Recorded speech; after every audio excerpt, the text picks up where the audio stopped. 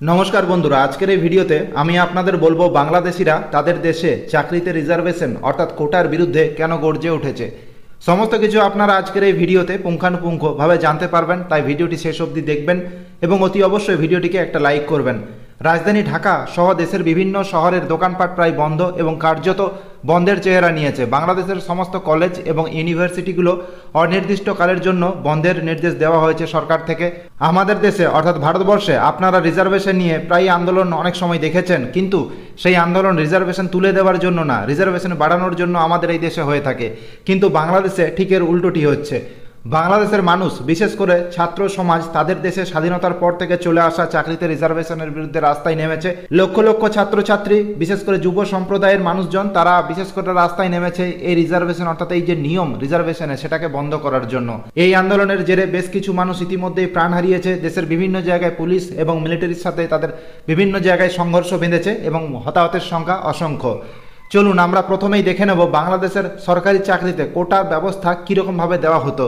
তো 1972 সাল থেকে চাকরিতে রিজার্ভেশন ব্যবস্থা চালু রয়েছে বাংলাদেশে। ঘোষণা করেছিলেন তৎকালীন প্রধানমন্ত্রী মুজিবুর রহমান। সরকারি চাকরির 100%-এর মধ্যে 56% অর্থাৎ 56% রিজার্ভেশন থাকে, অর্থাৎ কোটাই থাকবে 56%। বাকি পড়ে থাকা 44% চাকরির পদে সেখানে মেরিট লিস্ট অনুযায়ী, মেরিট অনুযায়ী সেখানে রিক্রুটমেন্ট হবে। এটাই হলো নিয়ম। চলুন এখন আমরা দেখব 56% যে চাকরির রিজার্ভেশন আছে, সেখানে সব থেকে বেশি পরিমাণে তার মধ্যে দেওয়া হয় 30% কোটা দেওয়া হয় বাংলাদেশের স্বাধীনতা সংগ্রামীদের আত্মীয় স্বজনদের। দেশ স্বাধীনতার সময়, দেশ স্বাধীন করার সময় যে সমস্ত মানুষজন অংশগ্রহণ করেছিলেন তাদের আত্মীয় স্বজনদের 30% কোটা দেওয়া হয় সরকারি চাকরিতে। 10% কোটা দেওয়া হয় মহিলাদের, 10% কোটা দেওয়া হয় অনুন্নত জেলাগুলোতে এবং 5% কোটা দেওয়া হয় ইন্ডিজেনিয়াস কমিউনিটিদের এবং 1% কোটা থাকে শারীরিকভাবে অক্ষম প্রার্থীদের।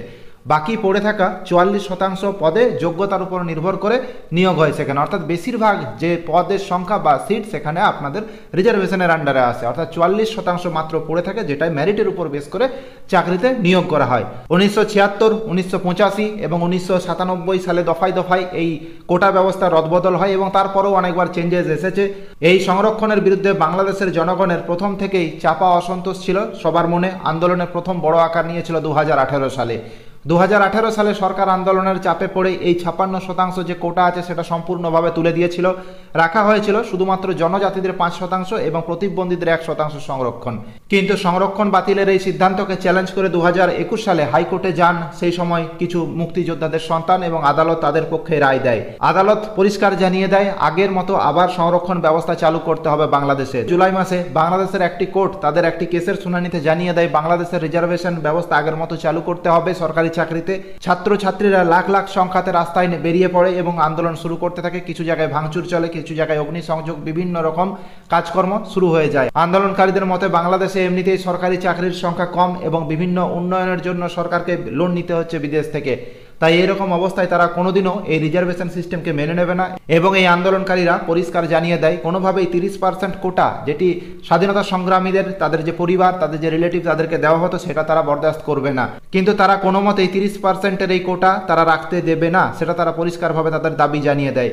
সর্বশেষ খবর পাওয়া অবধি জানা যাচ্ছে বাংলাদেশের এই আন্দোলন বন্ধ হওয়ার কোনো নামই নিচ্ছে না। আন্দোলনকারীরা সরকারের সাথে এখনো এক টেবিলে বসতে পারেনি। বহু আন্দোলনকারীকে অ্যারেস্ট করা হয়েছে, জেলে ঢোকানো হয়েছে এবং পুলিশের সাথে সংঘর্ষে মৃতের সংখ্যা শতাধিক। আন্দোলনকারীরা জেলের মধ্যে ঢুকে সেখানে আগুন লাগিয়ে দেওয়ায় বহু জেলবন্দি ইতিমধ্যেই জেল থেকে পালিয়েছে বলে খবর। সরকারের তরফ থেকে আন্দোলনকারীদের আলোচনার প্রস্তাব দেওয়া হচ্ছে বারবার, কিন্তু আন্দোলনকারীরা আলোচনায় বসতে রাজি হচ্ছে না। তো বন্ধুরা, এই অবধি এখন অবধি পাওয়া আপডেট অনুযায়ী যে রিপোর্ট সেটা আপনাদের কাছে তুলে ধরলাম। এরপর আরও কিছু আপডেট আসলে অতি অবশ্যই আপনাদের কাছে সেগুলো তুলে ধরবো। তাই অতি অবশ্যই ভিডিওটিকে লাইক করবেন, চ্যানেলে নতুন হয়ে থাকলে সাবস্ক্রাইব করবেন। ভিডিওটি দেখার জন্য অসংখ্য ধন্যবাদ।